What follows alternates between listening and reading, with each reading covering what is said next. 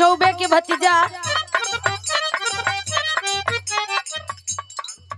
आरुपुर सुनी बलम बात मेहरी के मानी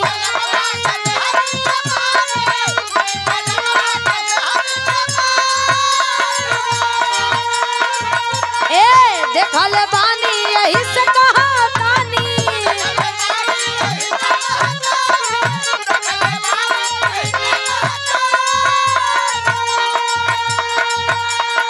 चला घुमा दी तो के अपन गौआ चला घुमा दी तो के अपन गौआ जनी जाए राजा पढ़िला गौआ जनी जाए राजा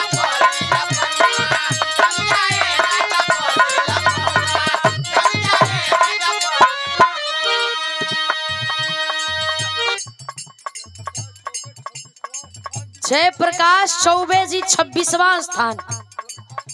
रविकांत चौबे हारूपुर नारायणपुर पुनः 20 रुपया दे के सम्मान के। अच्छा तब बाराती या घराती ई लोगन के नहीं किया था पता चलत कि कहाँ बढ़न जा तू वही चपले बड़ा बाबा बाबा रात भर चपी हाँ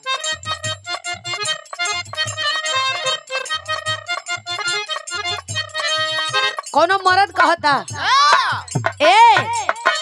जाता नी पूर्व के गोरिया बोला का चाही तो है गोरिया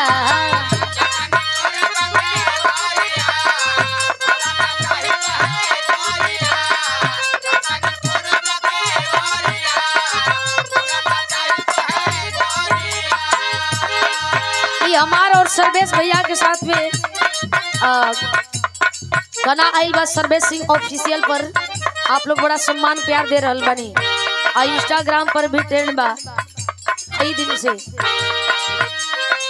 जाता नी पूर्व के गोरिया बोला का चाही तो है गोरिया बोला का चाही तो है गोरिया तब हम कहली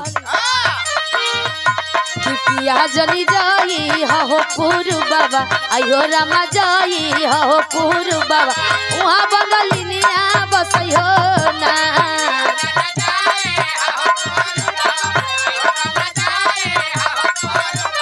वहाँ बंगलिनिया बसयो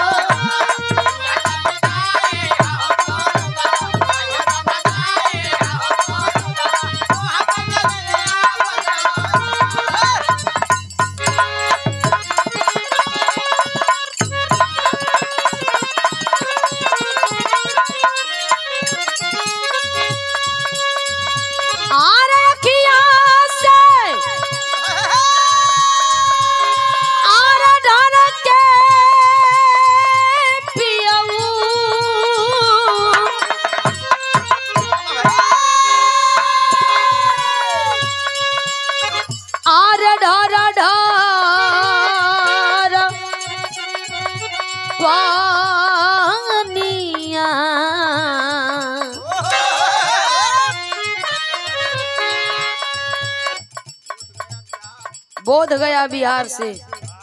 हाँ तो बिहार में कहाँ मिलेला यूपी में आवेला लोगन तो सोचला कि कुछ खा ले कुछ नहा ले हाँ कुछ गठियाओं वाला हुआ बड़ा सम्मान बा 50 रुपया दे के सम्मान के लिए बहुत बहुत धन्यवाद।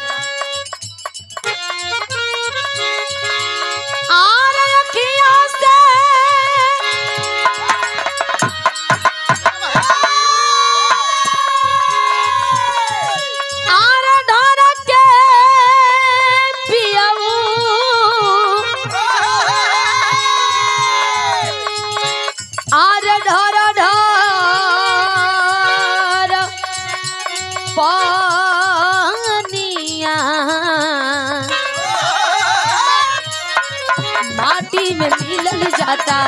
मटिए में मिलल जाता चढ़ली जवानिया